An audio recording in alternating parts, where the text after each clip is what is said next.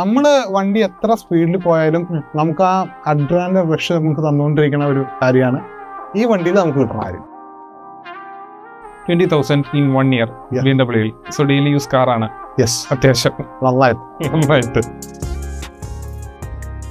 Best driving, പിന്നെ travel ചെയ്യാനും drive ചെയ്യാനും കാറാണ്. ഇത് തന്നെയാണ് നമ്മുടെ നേരത്തെ ഉള്ള എക്സ്പീരിയൻസിലും അതിനെ കോമ്പീറ്റ് ചെയ്യാൻ വേറൊരു വണ്ടി ഇന്ത്യൻ മാർക്കറ്റിൽ ഇല്ല. ഞാൻ ഉള്ള കാര്യം പറയണേ. വേറൊരു കാര്യം പറയട്ടെ, ഈ സെറ്റപ്പിന്റെ സെയിം സീരീസ് തന്നെയാണ് സിട്രോൺ C5 ഇരിക്കുന്നത്. അപ്പോ നല്ല എഫിഷ്യൻസി കാണുമല്ലോ, ഫ്യൂൽ എഫിഷ്യൻസി. ഇപ്പൊ 17, ഞാനിത് ഫുൾ ടാങ്ക് അടിച്ചതാണ്. ഞാൻ അത്രയും സ്പീഡിൽ വന്നതാ. ഇപ്പം ഈ അഫോർഡബിൾ ആണോ എന്ന് വെച്ച് കഴിഞ്ഞാൽ അഫോർഡബിൾ അല്ല എന്ന് പറയും. പല ഡ്രൈവിംഗ് പ്രേമികളും ആദ്യം ചെന്നെത്തുന്ന ഒരു പ്രീമിയം ബ്രാൻഡിലൊരു കാറായിരിക്കും BMW 3 സീരീസുകൾ. അതിൻ്റെ കാരണമൊക്കെ അവതരിപ്പിച്ചിട്ടുള്ള കുറേ വീഡിയോസ് ഇന്ന് യൂട്യൂബിൽ അവൈലബിൾ ആണ്. ഏതായാലും പുതിയ 3 സീരീസും അതുപോലൊക്കെ തന്നെയാണോ? ഇതൊരു പ്രാക്ടിക്കൽ BMW ആണോ? ഇതിൻ്റെ സർവീസ് കോസ്റ്റുകളും അല്ലെങ്കിൽ ഫ്യൂൽ എഫിഷ്യൻസിയും ഇതിൻ്റെ യാത്രാസുഖങ്ങളും എല്ലാം ചോദിച്ചുകൊണ്ടുള്ളൊരു വീഡിയോ ആണ് നമ്മൾ ഇന്ന് ചെയ്യാനായിട്ട് പോകുന്നത്. നമുക്ക് സ്വന്തമായിട്ട് പറയുന്നതല്ല, യൂസറിനോട് തന്നെ ചോദിക്കുന്നതല്ലേ. സോ യൂസറിനെ വീഡിയോയിലേക്ക് സ്വാഗതം ചെയ്യാം. സോ നമ്മുടെ 3 സീരീസിൻ്റെ owner is here. Hi Arun bro. Hi, welcome to the channel. Thanks for the time. Okay bro, ഒന്ന് ഇൻട്രൊഡ്യൂസ് ചെയ്തേക്ക്. അപ്പോൾ എന്ത് ചെയ്യുന്നു? സോ എൻ്റെ പേര് അരുൺ എന്നാണ്. ഞാൻ ബാംഗ്ലൂരാണ് വർക്ക് ചെയ്യുന്നത്. ടാറ്റ ഡിജിറ്റൽ ബിഗ് ബാസ്ക്കറ്റിലാണ് വർക്ക് ചെയ്യുന്നത്. പിന്നെ കുറച്ച് ബിസിനസ്സും ചെയ്യുന്നുണ്ട്. റൈറ്റ്, എൻ്റെ നാട് മൂവാറ്റുപുഴയാണ്. നമ്മൾ വീഡിയോ ചെയ്യാനായിട്ട് കണ്ടുമുട്ടിയിരിക്കുന്നു അല്ലേ? സോ ബാംഗ്ലൂരിൽ വർക്ക് ചെയ്യുന്നു. കേരള ടു ബാംഗ്ലൂർ ഡ്രൈവ് ഒക്കെ ഉണ്ടാവും. അത് കൂടുതലും ഇന്നലെ വന്നേ ഉള്ളൂ. ഇന്ന് വെളുപ്പിനാണ് ഇവിടെ എത്തിയത്. ഓക്കെ, അപ്പം ഡ്രൈവ്സിനൊക്കെ കൂടുതലും ചൂസ് ചെയ്യുന്നത് ഇത് തന്നെയാണ് എടുക്കാറുള്ളത്? അതെ, ഇത് തന്നെയാണ്. ലോങ് ഡ്രൈവിന് എനിക്ക് നേരത്തെ ഒരു സിട്രോൺ C5 ഉണ്ടായിരുന്നു. ഞാനിത് രണ്ടും കൂടി കൊണ്ടു നടക്കാനായിരുന്നു വിചാരിച്ചോണ്ടിരുന്നത്. പിന്നെ ബാംഗ്ലൂരിന്റെ ഒരു സിറ്റിയിലെ ഒരു ടഫ്നെസ്സും എല്ലാം വെച്ചിട്ട് രണ്ടും കൂടി കൊണ്ട് പറ്റില്ല. അതുകൊണ്ട് ഞാനത് കൊടുത്തു. പിന്നെ എനിക്ക് കുറച്ച് യാത്രകളും ഉണ്ടായിരുന്നു. അപ്പം ഇതാണ് ഇപ്പൊ എന്റെ പ്രൈമറി വെഹിക്കിൾ. ഇതാണ് മെയിൻ ഉപയോഗിക്കുന്നത്. ഓഫീസിൽ പോകാനും യാത്രയ്ക്കും എല്ലാത്തിനും ഉപയോഗിക്കുന്നത്. നമ്മളൊക്കെ വണ്ടി വാങ്ങിക്കുമ്പോൾ ഒരു PPF കോട്ടിങ് ചെയ്യണമെങ്കിൽ ഏറ്റവും പേടിയുള്ളൊരു കാര്യമാണ് കുറച്ച് നാൾ കഴിഞ്ഞ് ഇത് ഇളക്കി മാറ്റേണ്ടി വന്നാൽ എന്ത് ചെയ്യുന്നുള്ളത്. എങ്കിൽ വണ്ടിയുടെ ലൈഫ് ടൈം എത്രയാണോ അത്രയും നാൾ നിങ്ങൾക്ക് ലൈഫ് ടൈം വാറണ്ടി ആൻഡ് ഇൻഷുറൻസോട് കൂടി ഒരു PPF കോട്ടിങ് കിട്ടിയാലോ? ഞാനിപ്പോൾ ഉള്ളത് കളമശ്ശേരിയുള്ള ഓട്ടോ ടോക്സിലാണ്. ഇവരാണ് ഗർവാറയുടെ കേരളത്തിലെ ആദ്യത്തെ ഒഫീഷ്യൽ ആപ്ലിക്കേഷൻ സ്റ്റുഡിയോ സ്റ്റാർട്ട് ചെയ്തത്. ഗർവാറ അറിയാലോ, ഇന്ത്യയിൽ മാനുഫാക്ചർ ചെയ്യുന്ന ഒരേ ഒരു പെയിന്റ് പ്രൊട്ടക്ഷൻ ഫിലിമാണ്. കൂടാതെ 100+ കൺട്രീസിലോട്ട് ഇവരുടെ എക്സ്പോർട്സും ഉണ്ട്. ആ ഒരു ഫിലിം നിങ്ങൾക്ക് ഓട്ടോ ടോക്സിൽ വന്നാൽ ലൈഫ് ടൈം വാറണ്ടിയോടുകൂടി ഇൻസ്റ്റാൾ ചെയ്യാം. കൂടാതെ ഇതിനൊരു ഇൻഷുറൻസ് പാക്കേജ് ഉണ്ട്. വെറും 5,000 റുപ്പീസിൽ താഴെ നിങ്ങൾക്ക് ഇൻഷുറൻസും എടുത്തു കഴിഞ്ഞാൽ ഫുൾ സേഫ്. അപ്പോൾ ഇനി പഴയ പോലെ ടെൻഷനൊന്നും വേണ്ട. PPF ഇൻസ്റ്റാൾ ചെയ്യാൻ 15 വർഷം നിങ്ങൾക്ക് യാതൊരു ടെൻഷനും ഇല്ലാത്ത PPF ആണിത്. ഒരു തവണ മാത്രം ഇൻഷുറൻസ് എടുത്താൽ മതിയാവും. കൂടുതൽ ഡീറ്റെയിൽസ് അറിയാനായിട്ട് കോൺടാക്ട് ഡീറ്റെയിൽസ് താഴെ കൊടുത്തിട്ടുണ്ട്. ഒരു ഡ്രീം വെഹിക്കിൾ ആണല്ലോ എല്ലാവർക്കും BMW എന്നുള്ളത്. സോ കുറെ നാളായിട്ട് ആ ഒരു സ്വപ്നം കൊണ്ട് നടന്ന് വാങ്ങിയ വണ്ടിയാണോ ഇത്? അതോ പല പ്രാക്ടിക്കാലിറ്റികൾ നോക്കിയിട്ടാണോ ഇതിലോട്ട് വന്നത്? എങ്ങനെയാണ് 3 സീരീസ് 320 LD-യിലോട്ട്? പ്രാക്ടിക്കാലിറ്റി നമ്മളിത് എടുക്കില്ല. പക്ഷെ ഡ്രീം പ്ലസ് നമ്മളുടെ മനസ്സിൽ നിന്നുള്ള ആ ഒരു ആഗ്രഹം എല്ലാം വെച്ച് നോക്കുമ്പോൾ നമ്മളിത് എടുക്കും. അതാണ് ഇതിന്റെ വ്യത്യാസം. നമ്മൾ ചെറുപ്പത്തിലേ തൊട്ട് BM എന്നൊരു ആഗ്രഹിച്ച് നടന്നിരുന്നായിരുന്നു. എനിക്ക് BM തന്നെയായിരുന്നു ആദ്യമേ തൊട്ട് ഞാൻ നോക്കിക്കൊണ്ടിരുന്ന വണ്ടി. ബെൻസും ബാക്കിയുള്ള ഓടിയുള്ള വണ്ടികളും എനിക്ക് ഇഷ്ടമായിരുന്നെങ്കിൽ പോലും എനിക്ക് BMW ആയിരുന്നു എനിക്ക് അന്നായിട്ട് ഇഷ്ടം. അതിലും 3 സീരീസ് ആയിരുന്നു ഞാൻ നോക്കുന്നത്. കാരണം എന്റെ മനസ്സിലുണ്ടായിരുന്നത് 5 സീരീസ് എപ്പോഴും ഒരു എക്സിക്യൂട്ടീവ് അല്ലെങ്കിൽ ഒരു ബാക്കിൽ നിന്നും യാത്ര ചെയ്യുന്ന ഒരു വണ്ടിയായിട്ട് എനിക്കൊരു ഡ്രൈവേഴ്സ് കാർ തന്നെ വേണമായിരുന്നു. അതുകൊണ്ടാണ് ഞാനിത് നോക്കാൻ. ഇപ്പം C ക്ലാസ്സിലോട്ടും അല്ലെങ്കിൽ വോൾവോ S60 അല്ലെങ്കിൽ ODA4 പോയില്ല. C ക്ലാസ്സിലേക്ക് പോകാത്ത കാരണം C ക്ലാസ് എന്റെ ബെസ്റ്റ് ഫ്രണ്ട് ഒരാളുണ്ട്. അദ്ദേഹത്തിന് C ക്ലാസ് ഉണ്ട്. അത് ഞാൻ ഓടിച്ചിട്ടുമുണ്ട്. എനിക്ക് യാത്ര ആയിട്ടുണ്ട്. ഞങ്ങൾ ബാംഗ്ലൂരാണ് പുള്ളിയും വർക്ക് ചെയ്തുകൊണ്ടിരുന്നത്. ഇപ്പൊ റീസെന്റ് റിസൈൻ ചെയ്ത് ബിസിനസ്സിലേക്ക് ഫോക്കസ് ചെയ്യാം. അപ്പൊ അത് ഓടിച്ചപ്പോഴും എനിക്ക് ഇതിനകത്ത് തന്നെയായിരുന്നു ഇഷ്ടപ്പെട്ടത്. അതിന് ഡീമർട്ട് ഒന്നും ഉണ്ടായിട്ടില്ല. ആ വണ്ടി നല്ലത് തന്നെയാണ്, വണ്ടി ബെസ്റ്റ് തന്നെയാണ്. പിന്നെ എനിക്ക് BM-നോടുള്ള ഒരു ക്രഞ്ച് മനസ്സിൽ കിടക്കുമായിരുന്നു. C ക്ലാസ്സിന് അങ്ങനത്തെ ഫീച്ചേഴ്സും കാര്യങ്ങളൊക്കെ വളരെ കുറവാണ്. അങ്ങനത്തെ കുറച്ച് കാര്യങ്ങളൊക്കെ ചിലർ പറയാറുണ്ട്. അത് എങ്ങനെ തോന്നുന്നു? ഒരു 3 C ക്ലാസ്സിന് ഫീച്ചർ കുറവാണെന്ന് തോന്നിയിട്ടില്ല. ശരിക്കും പറഞ്ഞാൽ പ്രീമിയം ആണ്. ഡേ ആൻഡ് നൈറ്റ് ഡിഫറൻസ് ഉണ്ട് രണ്ടും തമ്മിൽ. C ക്ലാസും ഇതും തമ്മിൽ. C ക്ലാസ് ഒരു പ്രീമിയം ഡാഷ്ബോർഡ്സ് ആണ്, അതിന്റെ ഡിസ്പ്ലേസ് എല്ലാം വ്യത്യാസമാണ്. ഇത് കുറച്ചും കൂടി റെട്രോ എന്ന് പറയാൻ പറ്റില്ല, പക്ഷെ ഒരു ഡ്രൈവേഴ്സ് കാർ പ്രോപ്പർ വണ്ടി നമ്മളടുത്ത് കമ്മ്യൂണിക്കേറ്റ് ചെയ്യും. അതായത് നമ്മളെ ഇപ്പൊ ഇന്നലെ ഞാൻ അവിടുന്ന് യാത്ര ചെയ്ത് നോക്കുമ്പോൾ ഞാൻ ഏകദേശം ഒരു 8:30-9 മണിക്കായിരുന്നു നമ്മൾ സ്റ്റാർട്ട് ചെയ്തത് ഓഫീസെല്ലാം കഴിഞ്ഞിട്ട്. ഇന്ന് രാവിലെ ഞാൻ ആക്ച്വലി 2:30 ആയപ്പോ നമ്മളെ വാളയാറെത്തി. വാളയാർ 2:30 കഴിഞ്ഞ് വാളയാർ കഴിഞ്ഞ് പാലക്കാട് കഴിഞ്ഞിട്ടുണ്ടായിരുന്നു. പിന്നെ നമ്മളെ തൃശ്ശൂർ കഴിഞ്ഞിട്ട് ഇവിടെ എത്താനുള്ള നമ്മുടെ നാട്ടിലൊരു അവസ്ഥയാണ്. അതുകൊണ്ട് മാത്രം 5:30 ആകുമ്പോ എത്തി, അല്ലെങ്കിൽ നമുക്ക് ഇതിനു മുമ്പ് എത്താം. പക്ഷെ ഇത്രയും നേരം എനിക്ക് ഓടിച്ചിട്ട് പോലും എനിക്ക് യാതൊരു ക്ഷീണമോ ഒന്നും ഉണ്ടല്ല. കാരണം വണ്ടി നമ്മൾ കമ്മ്യൂണിക്കേറ്റ് ചെയ്തോണ്ട് ട്രിപ്പിൾ ഡീറ്റിന്റെ വണ്ടി ഓടിച്ചാൽ പോലും വണ്ടി നമ്മുടെ കയ്യിൽ തന്നെ ആയിരിക്കും. അത് ശരി, ഫുൾ ടൈം. അതാണ് ഏറ്റവും അട്രാക്ട് ചെയ്തത്. അതാണ് ഇതിനെ ഏറ്റവും അട്രാക്ട് ചെയ്തത്. വണ്ടി നമ്മളോട് കമ്മ്യൂണിക്കേറ്റ് ചെയ്യും. കമ്മ്യൂണിക്കേറ്റ് ചെയ്യാതിനിപ്പോ ചില ഇത് വണ്ടി പ്രാന്തന്മാരുടെ ഒരു അവർക്കേ മനസ്സിലാവുള്ളൂ യൂസേജ് ഒക്കെ. അതെ, ബാക്കിയുള്ളവരൊന്നും ഇവന് പ്രാന്താണെന്ന് ചിലപ്പോ ചോദിച്ചു കളയും. അതല്ല, നമ്മള് വണ്ടി എത്ര സ്പീഡിൽ പോയാലും നമുക്ക് ആ അഡ്രിനാലിൻ റഷ് നമുക്ക് തന്നുകൊണ്ടിരിക്കുന്ന ഒരു കാര്യമാണ് ഈ വണ്ടിയിൽ നമുക്ക് കിട്ടുന്നത്. വന്നുകൊണ്ടിരിക്കും. റോഡ്സ് തീരുമെന്നുള്ള ഒരു പ്രശ്നം മാത്രമേ ഉള്ളൂ. റോഡ്സ് തീരുമ്പോൾ ഉള്ള പ്രശ്നം മാത്രം. റോഡ്സ് തീരുമ്പോൾ പണിയാണ്. കൊടുത്ത് എൻജോയ് ചെയ്ത് വരുമ്പോഴത്തേക്ക് എന്തെങ്കിലും ടേൺസോ കേഴ്സോ ഒക്കെ വരും അല്ലെ. ഇപ്പൊ ബാംഗ്ലൂരിൽ നിന്ന് വരുമ്പോ ഇപ്പം പുതിയൊരു ഹൈവേ ഓപ്പൺ ചെയ്തിട്ടുണ്ട്. നമുക്കൊരു കൃഷ്ണഗിരി ടച്ച് ചെയ്യാണ്ട് ധർമ്മപുരി റൂട്ട്, അതായത് റായ്ക്കോട്ട വഴി പുതിയൊരു ഹൈവേ ഓപ്പൺ ചെയ്തിട്ടുണ്ട്. ഓക്കെ, ആ ഭയങ്കര നല്ല സ്ട്രെയിനാണ്. നിയർലി ഒരു 4-5 കിലോമീറ്റർ സ്ട്രെച്ച് കിട്ടും. ദിണ്ടിഗൽ ഒന്നും വരാതെ. അല്ല, ദിണ്ടിഗൽ അല്ല, അത് നമ്മള് ബാംഗ്ലൂരിൽ നിന്ന് കൃഷ്ണഗിരിന്ന് കൃഷ്ണഗിരി അല്ല, ബാംഗ്ലൂരിൽ നിന്ന് കുസൂരിന്ന് റൈറ്റ് തിരിയും. കുസൂരിന്ന് റൈറ്റിൽ നിന്ന് നേരെ ധർമ്മപുരി എന്ന് ഇറങ്ങുന്ന ഒരു പുതിയ ഹൈവേ. അത് പണിതുകൊണ്ടിരിക്കുകയാണ്. പക്ഷെ ഇടയ്ക്ക് ഡീവിയേഷൻ എടുക്കേണ്ടി വരും. എന്നാലും ഒരു 70-80% ഇത് കംപ്ലീറ്റ് ആയത് ആ വഴിയാണ് ഞാൻ പറയാറുള്ളത്. 4 റോഡാ? 4 ലൈനാ. 4 line actually, total 4 line, 9 line 1 side. Okay, അപ്പൊ അതില് ഡ്രൈവ് എൻജോയ് ചെയ്യുന്നതായിട്ട് ഓഫ് കോഴ്സ്. കേരളത്തിലല്ലാത്തത് കൊണ്ട് പറയാലോ, എത്ര ടോപ്പ് കയറ്റിയതല്ലേ? ഇന്നലെ ഞാൻ 200 കയറ്റിയ.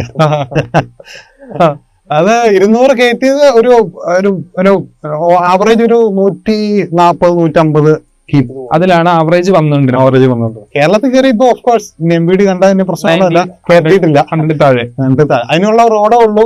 പിന്നെ തൃശ്ശൂർ വന്നതിന് 10-20 പോകാൻ പറ്റുള്ളൂ. അതെ, അതാണ് വ്യത്യാസം. ഓക്കെ, ഇപ്പം എത്ര കാലമായി ഇത് വാങ്ങിയിട്ട്? ഇപ്പം 2024 ഏത് ജൂൺ എക്സാക്ട് 1 ഇയർ 1 ഇയർ കഴിഞ്ഞു. എത്ര കിലോമീറ്റേഴ്സ് ഓടിച്ചു? ഇപ്പൊ 19,000 ആയി. നെക്സ്റ്റ് സർവീസ് ആവാറായി. 20,000 in 1 year BMW. So daily use car ആണ്. അത്യാവശ്യം നന്നായിട്ട്. അപ്പൊ ഞാനിപ്പോ എന്നെ കുറച്ചോണ്ടിരിക്കുക ഇതിന്റെ റൂട്ടിങ്. കാരണം ഇതിന്റെ സർവീസ് പാക്കേജ് ഉണ്ട്. ഞാൻ സർവീസ് പാക്കേജ് എടുത്തിട്ടുണ്ട്. എത്രയാണ് വണ്ടിക്ക് ഓൺ റോഡ് ആയത്?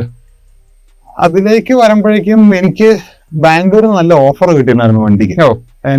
എനിക്ക് ഇവിടെ EVM-ലായിരുന്നു ഞാൻ അപ്രോച്ച് ചെയ്തത്. EVM-ൽ അപ്രോച്ച് ചെയ്തപ്പം എനിക്ക് ഇയർ ബാക്ക് മോഡൽ അവർ ആദ്യം തരാമെന്ന് പറഞ്ഞു.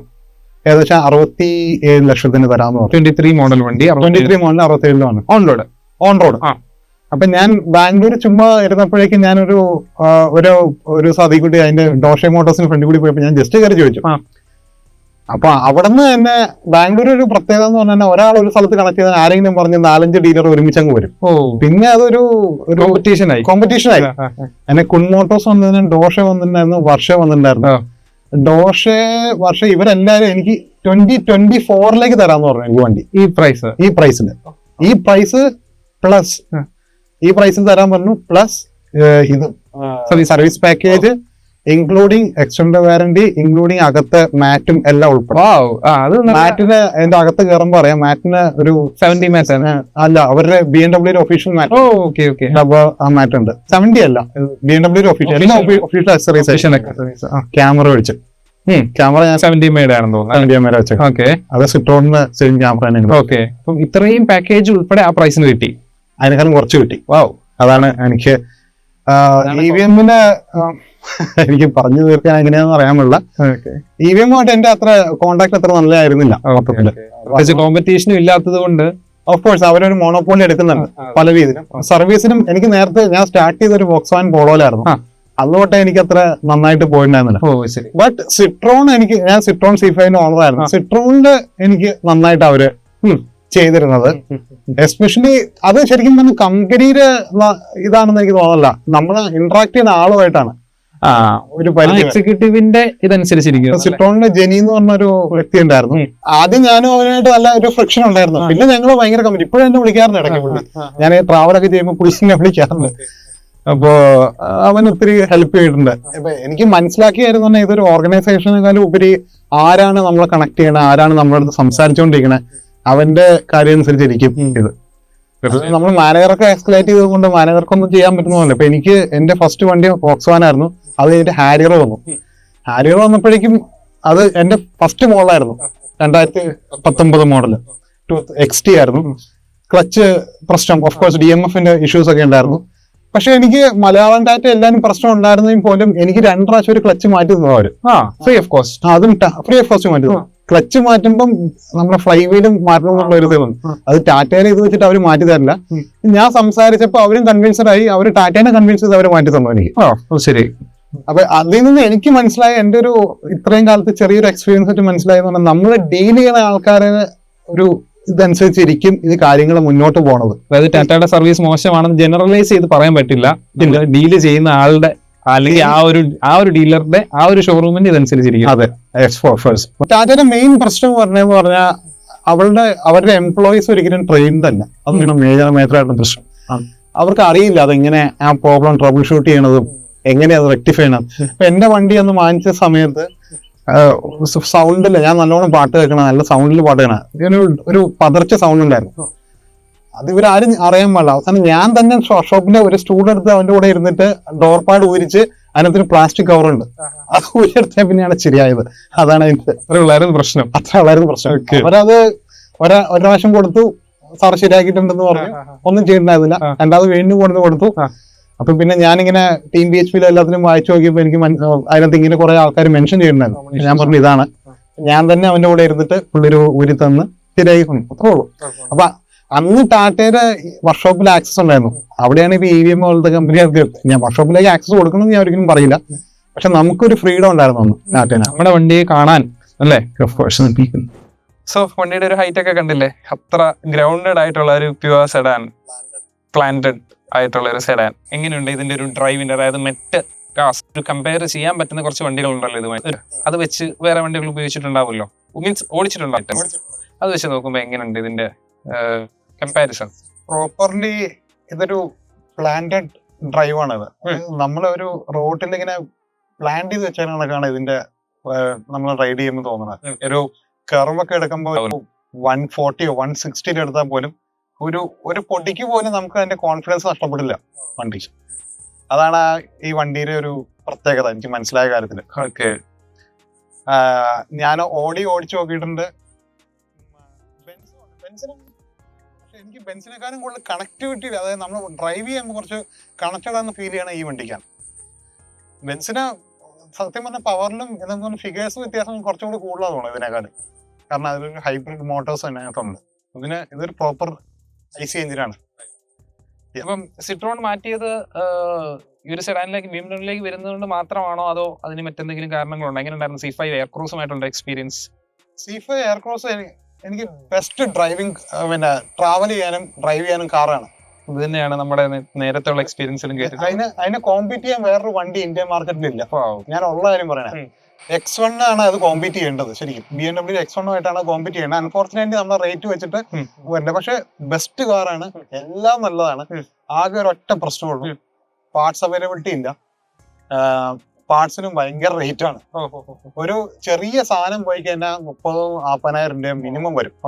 BMW ഒരു കമ്പയർ ചെയ്യുമ്പോൾ പക്ഷെ നമ്മൾ കൊടുക്കണ വില വെച്ച് നോക്കുമ്പോ ആ വണ്ടിക്ക് അത് വെർത്തല്ലാന്നുള്ള പ്രശ്നമാണ്. ഇപ്പം എന്റെ ഇരുന്ന സമയത്ത് അതിന്റെ ഒരു ഓയിൽ സീല് പോയായിരുന്നു EGR-ന്റെ. അത് ഫിഗർ ഔട്ട് ചെയ്യാൻ കുറച്ച് സമയം എടുത്തു. അത് വരാനായിട്ട് 3 മാസം എടുത്തു വരാനായിട്ട്. ആ ഒരു ഓയിൽ സീലിന്റെ വില കണ്ട് എനിക്ക് തോന്നുന്നു 4,500 അത്രയും കണ്ട് എന്തോ ഓയിൽ സീലിന്. അതാണ് ഭയങ്കര റേറ്റ് ആണ്. നമുക്ക് 1 ലക്ഷം കഴിയുമ്പോൾ നമുക്ക് കൊണ്ടുനടക്കാനുള്ള കോൺഫിഡൻസ് ഉണ്ടാവില്ല. എത്ര ഓടിച്ചു കിലോമീറ്റർ? ഞാൻ 89 അങ്ങാണ്ട് ഓടിച്ചു. അത് ശരി. എനിക്ക് നല്ല എക്സ്പീരിയൻസ് ഉണ്ടാവും വണ്ടിയില്. നല്ല എക്സ്പീരിയൻസ് ഉണ്ട്. അതിന് എക്സ്പീരിയൻസ് ഉണ്ട്. പിന്നെ എന്താ പറഞ്ഞാൽ അതൊരു CBU വണ്ടി ആയതുകൊണ്ട് ഇവിടെ ടെസ്റ്റഡ് അല്ല. എന്റെ വണ്ടിയിൽ അന്നത്തെ സമയത്ത് 2 ഡോറിന്റെ അടിയിൽ റെസ്റ്റിംഗ് ഒക്കെ വന്നിട്ടുണ്ടായിരുന്നു. റെസ്റ്റിംഗ് അങ്ങനത്തെ സാധനങ്ങളൊക്കെ വന്നിട്ട് പിന്നെ അത് മാറ്റാൻ പിന്നെ അതും കുറെ സമയം എടുത്തു. എന്ത് സാധനം പോയാലും പിന്നെ AC-യുടെ കംപ്രസർ പോയിട്ടുണ്ടായിരുന്നു. AC അതും വരാനായിട്ട് 2 മാസം എടുത്തു. ഇത് ഈ ടൈം പീരീഡ് ഭയങ്കരമാണ്. മനസ്സിൽ ഇങ്ങനെ കിടക്കും, എന്തെങ്കിലും പോയാൽ ഇത്ര നാൾ വെയിറ്റ് ചെയ്യണം എന്നുള്ള മനസ്സിൽ ആ ഒരു ഇത് കിടക്കും അല്ലേ. അതുകൊണ്ട് ലോങ് ടേമിൽ കീപ്പ് ചെയ്യാൻ തോന്നിയില്ല. ലോങ് ടൈം കീപ്പ് ചെയ്യാൻ നമുക്ക് പേടിയായിരിക്കും. നോർമൽ സർവീസിനൊക്കെ എത്ര കോസ്റ്റ് ആവുന്നുണ്ട്? അതിനെനിക്ക് ശരിക്കും പറഞ്ഞാൽ 16 ഒക്കെ വരും. പിന്നെ നമ്മളാണ് ഈ ഡീലറിന്റെ രീതി എന്താന്ന് പറഞ്ഞാൽ, ഇപ്പം ഡീലർ ആവശ്യമില്ലാത്ത കമ്പനി പറയണേക്കാളും കൂടുതൽ സാധനങ്ങൾ അതിനകത്ത് ആഡ് ചെയ്യും. നമ്മളത് വായിച്ചു നോക്കിയിട്ട് ആവശ്യമുള്ള സാധനം മാത്രം നമ്മൾ ചെയ്താൽ മതി. That's okay. അങ്ങനെ പറയുമ്പോൾ 11,000 രൂപ സർവീസ് വരുള്ളൂ. അല്ലെങ്കിൽ അത് പോയി ഒരു 18 വരെ പോകും. നമ്മൾ നോക്കാണ്ട് എനിക്ക് ഈ വണ്ടി സർവീസ് ചെയ്ത് തരാന്ന് പറഞ്ഞാൽ ചുമ്മാ കൊണ്ട് കൊടുത്തു കഴിഞ്ഞാൽ 18 രൂപ ബില്ലങ്ങ് വരും. നമ്മൾ പറയും എന്താണോ കമ്പനി പറഞ്ഞേക്കണത് അത് മാത്രം ചെയ്യാം. പിന്നെ ഞാൻ അതിനകത്ത് ആഡ് ഓൺ ആയിട്ട് ചെയ്തുകൊണ്ടിരിക്കുന്ന എല്ലാ 20,000 അതിന്റെ ഫ്ലൂയിഡ് ഒക്കെ മാറ്റിക്കണം. അതിപ്പോ ഇതിന്റെ മാറ്റാറുണ്ട് ഞാൻ, ഈ ABS-ന്റെ ഫ്ലൂയിഡ്സ്. കാരണം അത് ജർമ്മൻ യൂറോപ്യൻ ആയതുകൊണ്ട് നമ്മുടെ നാട്ടിലെ വണ്ടി അല്ലാത്തതുകൊണ്ട് അത് ചെയ്തിട്ട് കഴിഞ്ഞാൽ ലോങ് ടൈമിൽ നല്ലതായിരിക്കും. അത് ചെയ്യാറുണ്ട്. ഓക്കെ, അപ്പം ഇതിന്റെ സർവീസ് കോസ്റ്റിലേക്കൊക്കെ നമുക്ക് വരാം. അതിന് മുന്നേ അകത്തെ ഫീച്ചറുകളൊക്കെ ഒന്ന് കണ്ടിട്ട് നമ്മൾ ലാസ്റ്റ് വീക്ക് 520യുടെ ലോങ് വീൽ ബേസും ചെയ്തപ്പോൾ അതിനകത്ത് കണ്ടിരുന്ന ഫീച്ചേഴ്സും കണ്ടു. ഇനി ഇതിനകത്ത് കാണുന്ന അമ്പരിപ്പിക്കുന്ന ഫീച്ചേഴ്സും അല്ലെങ്കിൽ അട്രാക്ട് ചെയ്തിരുന്ന കുറെ കാര്യങ്ങളുണ്ടല്ലോ, അതൊക്കെ നമുക്കൊന്ന് സംസാരിക്കാം. അകത്തോട്ടോ. ആൾക്കാരെല്ലാം ചോദിക്കും മഴയത്ത് എന്തിനാന്ന് ഷൂട്ട് ചെയ്യുന്നത് ബ്രോ, കമന്റ്സ് ഒക്കെ ഇങ്ങനെ വരാറുണ്ട്. ഇപ്പൊ മഴയത്ത് ഷൂട്ട് ചെയ്ത വേറെ വഴിയില്ല, 2 മാസമായിട്ടല്ലേ കുറെ പ്രാവശ്യം മാറ്റി വെച്ച് ഇതിലേക്ക് എത്തി. ആയിക്കോട്ടെ. മനോഹരമായിട്ടുള്ളൊരു ഇന്റീരിയർ കൊടുത്തിരിക്കുന്ന 3 സീരീസ് മനോഹരമാണോ, അതോ മെർസിഡീസ് ഒക്കെ ആണോ ഇതിലും മനോഹരം? ഇതൊരു ഡ്രൈവർ കാർ മാത്രമാണോ? എന്ത് തോന്നുന്നു? അല്ലാതെ രണ്ട് മെർസിഡീസിന് അതിൻ്റെതായ വ്യത്യാസമുണ്ട്. പ്രീമിയംനെസ് നോക്കുവാണെങ്കിൽ മെർസിഡീസ് ആയിരിക്കും ചില ആൾക്കാരെ കൺസിഡറേഷൻ പറഞ്ഞത്. അത് പ്രോപ്പർ പ്രീമിയം ആണ്. അതിന്റെ രീതി, ഇൻസൈഡും ലൈറ്റിങ്ങും മൂഡ് ലൈറ്റിങ്ങും എല്ലാം വ്യത്യാസമുണ്ടാവും. ഇതൊരു ഡ്രൈവേഴ്സ് പ്ലസ് പ്രീമിയം ഉണ്ട്. ഓഫ് കോഴ്സ് ഇതൊരു പ്രീമിയം ലുക്കാണ് എല്ലാ രീതിയിലും. ഇതിലുണ്ട് മൂഡ് ലൈറ്റിങ്. രണ്ട് ലീഗാണ് കാറ്റർ ചെയ്തുകൊണ്ടിരിക്കുന്നത്. പക്ഷെ അതിൽ നിന്നൊരു വ്യത്യാസം പറഞ്ഞെന്ന് പറഞ്ഞാൽ ഇതിന്റെ ഈ ബാക്ക് സീറ്റ് സ്പേസും ബാക്ക് സീറ്റ് കംഫോർട്ടും. ഇപ്പൊ എന്റെ വൈഫും ഞങ്ങളൊക്കെ മോസ്റ്റ്ലി ഫാമിലി ആയിട്ട് ട്രാവൽ ചെയ്യാറില്ല. അവർക്ക് എനിക്ക് 2 കുട്ടികളുണ്ട്. 2 പേരും സുഖമായിട്ട് അതിനകത്ത് ഇരുന്നു. ബാക്ക് സീറ്റ് കംഫർട്ടാണ്. ബാക്ക് സീറ്റ് നല്ല കംഫോർട്ടാണ്. ലെഗ് സ്പേസ് നല്ലോണം ഉണ്ട്. അത് ബെൻസിനെ ലാക്ക് ചെയ്യുന്നുണ്ട്, ഓടിക്കും ലാക്ക് ചെയ്യുന്നുണ്ട്. ഈവൻ പഴയ BMW ലാക്ക് ചെയ്യുന്നുണ്ട്. ഇത് ഈ LCI മോഡൽസ് ചൈനയിലും ഇന്ത്യയിലും മാത്രമേ അവർ ലോഞ്ച് ചെയ്തിട്ടുള്ളൂ ലോങ് വീൽ ബേസ്. അതിന് കാരണം എന്താന്ന് പറഞ്ഞാൽ ബാക്കിൽ ഡ്രൈവ് ഇരിക്കാനും കംഫോർട്ടായിട്ട് യാത്ര ചെയ്യാനും അതിനെയാണ് കൂടുതൽ ഫോക്കസ് ചെയ്യുന്നത്. പിന്നെ സീറ്റ് ഓഫ് കോഴ്സ് നല്ല സീറ്റിന്റെ കാര്യം നല്ല സുഖമാണ്. അതായത് ഇതിന്റെ ഈ നാപ്പ ഇത് ആക്ച്വലി നാപ്പ ലെതർ അല്ല, അതാണ് ഇതിന്റെ ഏറ്റവും വലിയ ഡീമർട്ട്. ഇത് ലെതറൈറ്റ് ആണ് ആക്ച്വലി. അതാണ് ഇതിന്റെ ഡീമർട്ട്.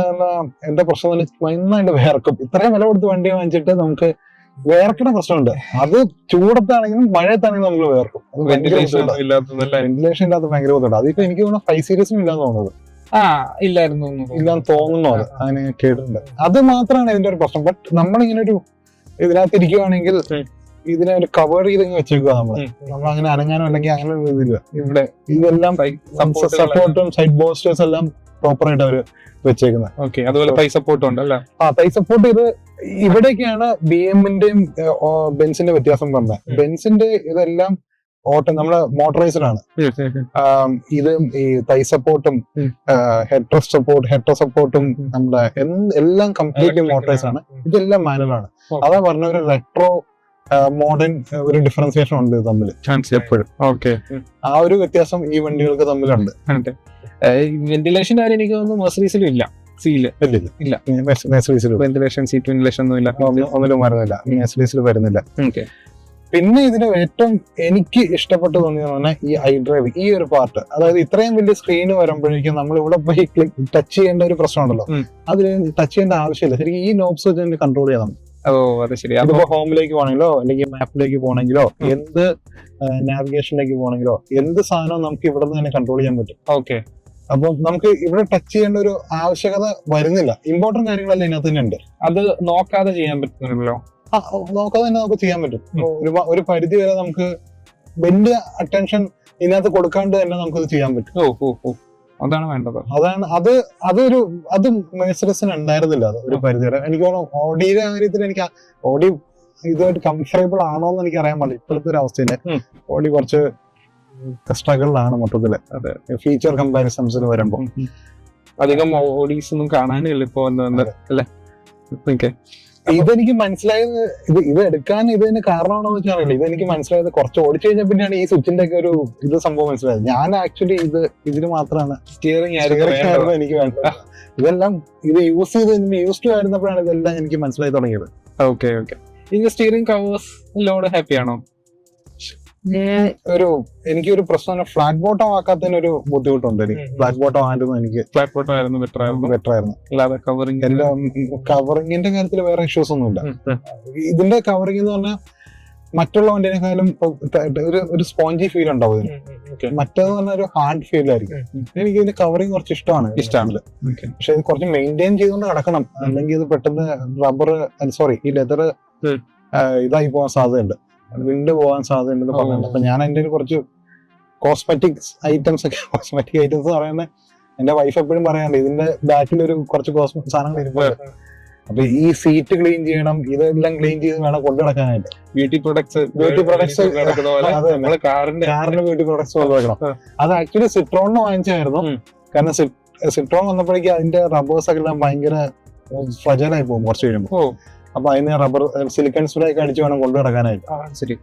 ക്ലൈമറ്റിന്റെ വണ്ടില്ല, കാരണം യൂറോപ്യൻ വണ്ടില്ല ഇതിനും പ്രശ്നമുണ്ട്. ഇപ്പൊ നമ്മളിതൊക്കെ അടിച്ചു കൊണ്ടുവരുന്നതിന് ഈ പ്രശ്നം ഉണ്ടാവില്ല. ഈ ബേസിക്കലി ഈ സൺറൂഫിന്റെ ഈ ഏരിയാസ് ഒക്കെ ഉണ്ടല്ലോ, ഇതിനൊക്കെ നമ്മൾ ഈ സിലിക്കൺ സ്പ്രേസ് യൂസ് ചെയ്ത് തന്നെ നല്ലതായിരിക്കും. അല്ലെങ്കിൽ കുറച്ച് കഴിയുമ്പോൾ ആ റബ്ബർ സ്റ്റിഫായിട്ട് വെള്ളം ഇറങ്ങാൻ സാധ്യതയുണ്ട്.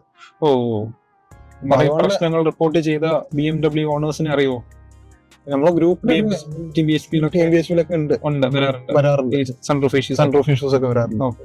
സൺറൂഫ് ഇഷ്യൂന് വരണ കാര്യം തന്നെ നമ്മളെ നാട്ടില് സൺറൂഫിന്റെ ആവശ്യകതയില്ല. ഭയങ്കര ടെമ്പറേച്ചറാണുള്ള, എല്ലാരും അത് പൂട്ടിയിട്ടാണ് കൊണ്ടു നടക്കുന്നത്.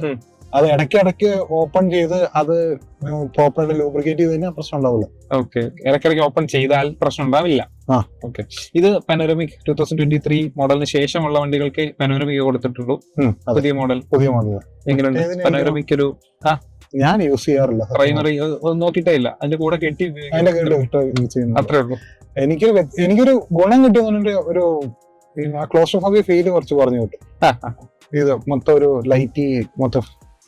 സോ ഇത് കൂടുതൽ ഓപ്പൺ ആക്കിയിട്ട് ഞാൻ എപ്പോഴും ഓപ്പൺ ആക്കിയിട്ട. കാരണം ബാംഗ്ലൂര് ഒന്നാമത് തന്നെ തണുപ്പാണ്. ഇപ്പൊ എന്തെങ്കിലും ഒരു സൂര്യൻ കിട്ടുന്നത് നമ്മുടെ രീതിയിൽ സൂര്യവെളിച്ചം കിട്ടുന്നത് എപ്പോഴും തുറന്നിടുന്നാണ് ഇങ്ങനെ ഇട്ടേക്കും. അത് തുറന്നിടാറില്ല, പൊടി കയറും മൊത്തം യൂസ് ചെയ്യും. ഓക്കെ. അതുകൊണ്ടാണ് ഒത്തിരി വണ്ടിയിൽ ഇപ്പൊ മൂൺ റൂഫ് ആയിലേക്ക് മാറി. ഇലക്ട്രിക് കാർസ് ഒക്കെ കൂടുതലും മൂൺ റൂഫിലാണ് ഉൾപ്പെടുത്തോണ്ടിരിക്കുന്നത്. പിന്നെ വേറൊരു കാര്യം പറയട്ടെ, ഈ സെറ്റപ്പിന്റെ സെയിം സീരീസ് തന്നെയാണ് സിട്രോൺ C5 ഇരിക്കുന്നത്. ആരും പുറത്തു പറയില്ല, അത് സത്യം പറഞ്ഞ അതാണ് അതിന്റെ ഹാർഡ്വെയർ കോമ്പാറ്റബിലിറ്റി. ഇതിനകത്തിരിക്കുന്ന സെയിം ഇസഡഫിന്റെ 8 സീരീസ് സംതിങ് ആണ്, അതൊക്കെ ഓർമ്മയില്ല. സെയിം ഗിയർ ബോക്സ് തന്നെയാണ് സിട്രോണിലും ഇരിക്കുന്നത്. അതിന്റെ ഗുണം എന്താന്ന് പറഞ്ഞു കഴിഞ്ഞാൽ അതാണ് ഈ വണ്ടിയുടെ കുറച്ചും കൂടി നമുക്ക് അഡിക്റ്റീവ് ആയിക്കൊണ്ടിരിക്കുക. ഒരു പരിധി വരെ നമ്മൾ ഉദ്ദേശിക്കുന്ന ഗിയർ അപ്പൊ ചേഞ്ച് ചെയ്ത് വരും. നമ്മൾ കാല് കൊടുക്കേണ്ട സമയത്ത് ഫുള്ള് ഗിയർ മാറിയിരിക്കും. അല്ലാണ്ട് മറ്റേത് എനിക്ക് ഒരു ഡിലേസ് ഉണ്ടാവില്ല. അതായത് ബേസിക്കലി ഇത് DSGയുടെയും ടോർക്ക് കൺവെർട്ടറിന്റെയും കൂടി ഫീച്ചേഴ്സ് ഉള്ളതാണ്. DSG അല്ലെങ്കിൽ പോലും അതിന്റെ ഫീൽ ഉണ്ട്, ഒരു ലാഗും ഇല്ല. ഒരു കോർണർ റീഡൊക്കെ സമയത്ത് ഒരു ഗിയർ താന്ന് വെച്ചേക്കും കാല് കൊടുക്കാൻ വേണ്ടി. അപ്പൊ അത്ര പെർഫെക്റ്റ് ആയിട്ട് അതിന്റെ ഗിയർ ചേഞ്ചിങ് എല്ലാം പറഞ്ഞു. അത് ആ സിട്രോണിൽ അത് തന്നെയായിരുന്നു. സിട്രോണിൽ നന്നായിട്ട് തന്നെയാണ് അതിന്റെ ടൂളിന്റെ അങ്ങനെയായിരുന്നു. പിന്നെ ഇതിനിപ്പം ട്വിൻ ടർബോ ആയതുകൊണ്ട് നമുക്ക് അത് അങ്ങനെ ഫീൽ ചെയ്യില്ല. ട്വിൻ ടർബോ ആണ്. ട്വിൻ ടർബോ എന്ന് പറഞ്ഞാൽ 2 ടർബോ അല്ല, ഒരു ടർബോ വരെ 2 ഫാൻസ് ആണ് അതുകൊണ്ട്.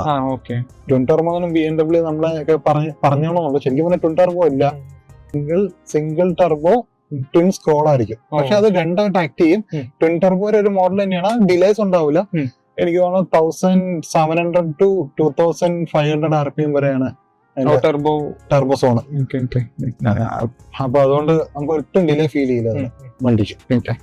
പിന്നെ സ്റ്റിയറിംഗിന്റെ കുറച്ചുകൂടി തന്നെ ഇതിന് ടൗണിൽ കൂടി ഓടിക്കുമ്പം ഒരു ഇത്തിരി സ്റ്റിഫ് ആയിരിക്കും സ്റ്റിയറിംഗ്. അല്ലെങ്കിൽ ടൗണിൽ കൂടി സ്പീഡ് കുറയുമ്പോൾ കുറച്ച് സ്ലോ ആയി. ബേസിക്കലി സർവോട്ടോണിക് എന്ന് പറഞ്ഞാൽ ഒരു ടെക്നോളജി യൂസ് ചെയ്യുന്നുണ്ട്. അപ്പൊ അതൊക്കെ ഉള്ളതുകൊണ്ട് നമ്മള് ഹൈ സ്പീഡ് പോകുമ്പോൾ നല്ല സ്റ്റേബിൾ ആയിരിക്കും സ്റ്റിയറിംഗ്. അങ്ങനെ നമ്മൾ ജസ്റ്റ് വെട്ടിച്ചൊന്നും വിട്ടില്ല.